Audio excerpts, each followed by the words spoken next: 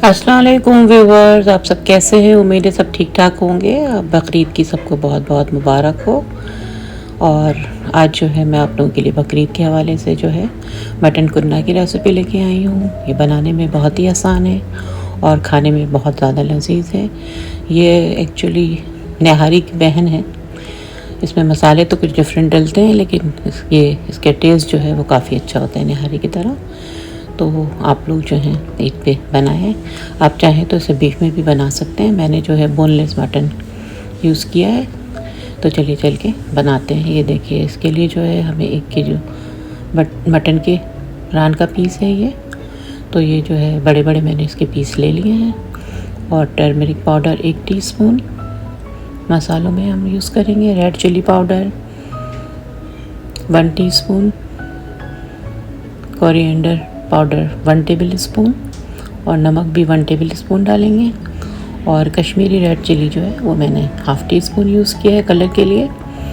और इसमें फिर ginger garlic paste 2 table spoon भर भर के डाला है हीप्ड। और 1 कप के करीब जो है वो 1 बड़ी प्याज जैसे ले ली ना, उसको स्लाइस कर लिया मोटा मोटा। और ये जो है ब्लैक ज़ीरा जो होता है, काला ज़ीरा, शाह ज़ीरा, वो है। और फिर पिसा हुआ जो है हमें गरम मसाला चाहिए होगा इसके लिए। और 2 टेबल स्पून जो है इसमें मैदा भी डालेंगे, आटा डालेंगे। तो वो मैं आपको आगे चल के बताती हूँ। तो ये बनाने में बहुत ही आसान है और आपने देख ही लिया कि कितने बेसिक मसालों से जो है ये बनता है। आप ये डिश जो है पाए में भी बना सकते हैं। तो इसके लिए जो है मैंने ऑलिव ऑयल 3 टेबल स्पून लिया और फिर उसमें जो है 2 टेबल स्पून मैंने जो है असली घी के डाले हैं। और फिर उसको जब गर्म हो जाए तो फिर उसमें जो है बोटियाँ डाल के जो है आप पहले उसको सेयर कर लें, ताकि उसका सारा जो है जूस अंदर लॉक हो जाए। और फिर उसके बाद उसमें हम स्पाइस डाल के उसको गलने के लिए छोड़ देंगे। तो ये आप चाहें तो उसमें पूरी तरह से घी ले सकते हैं, दोनों चीज़ों में से कोई भी चीज़ भी ले सकते हैं। घी में इसका टेस्ट ज़्यादा बेहतर बनता है। मैंने जो है कम इसमें घी डाला है, लेकिन आप अपनी पसंद के मुताबिक ज़्यादा भी डाल सकते हैं। उसके बाद ये सारी बोटियाँ इसमें डाल के उसको थोड़ा सा जो है हम सेयर करेंगे। तो ये बहुत ज़बरदस्त बनेगा। तो आप लोग जो है ईद पे तो सबके पास गोश्त वगैरह होता है, तो आप ये आराम से बना सकते हैं। और सबसे ज़्यादा ये इसकी खासियत यही है कि बनाने में बहुत आसान है। उसको बस आप एक दफ़ा भून के चढ़ा दें और गलने के लिए छोड़ दें। नान और पराठों के साथ आप इसको एंजॉय कर सकते हैं। और व्यूवर्स, अगर आपने अगर अभी तक मेरा चैनल सब्सक्राइब नहीं किया तो प्लीज़ सब्सक्राइब करें, लाइक करें और अपने फैमिली और फ्रेंड के साथ शेयर करें।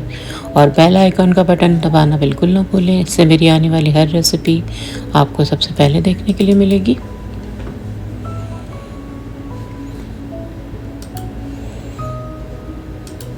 अब इसमें अदरक लहसुन डाल दिया है मैंने।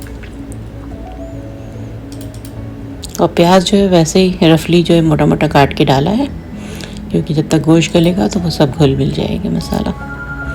अब इसको जो है पहले ही आप अच्छी तरह से भून लें, मसाले को अच्छी तरह से बिल्कुल भून लें इसी मौके पे। और फिर इसमें पानी डाल के गलने के लिए छोड़ देंगे।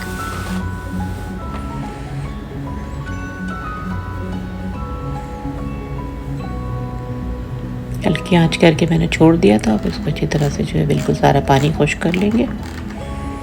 मसाले वगैरह भुन जाएँ, उनका कच्चापन निकल जाए, तो फिर इसमें जो है हम पानी डाल देंगे।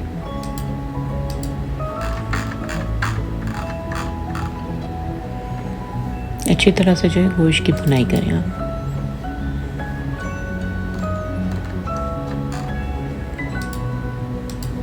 फिर अंदाजे से पानी इसमें ऐड कर दें।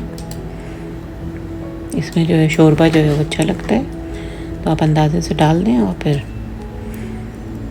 गोश्त जो है वो जल्दी गल जाएगा। 1-1.5 घंटे में जो है ये गल जाएगा बिल्कुल अच्छी तरह से।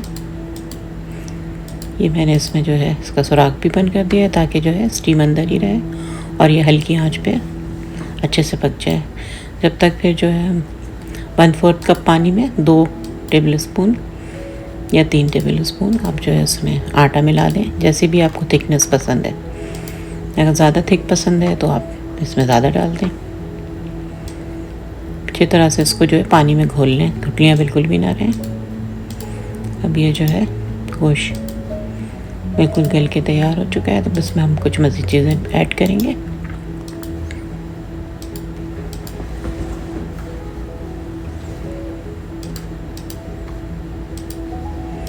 आप चेक कर लें ये गोश्त गल गया है कि नहीं। उसके बाद फिर आप इसमें जो है जो आटा का घोल बनाया था वो डाल दें। इससे थोड़ी सी जो है थिकनेस आ जाती है इसके अंदर।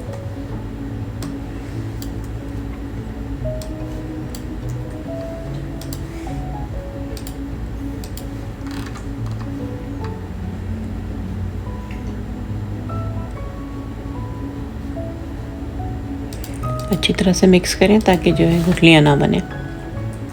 अब इसमें जो है मैंने थोड़ा सा जो है अदरक डाल दिया बारीक काट के।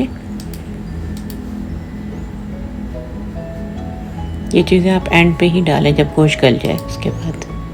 और ये गरम मसाला है 1 टेबल स्पून के करीब।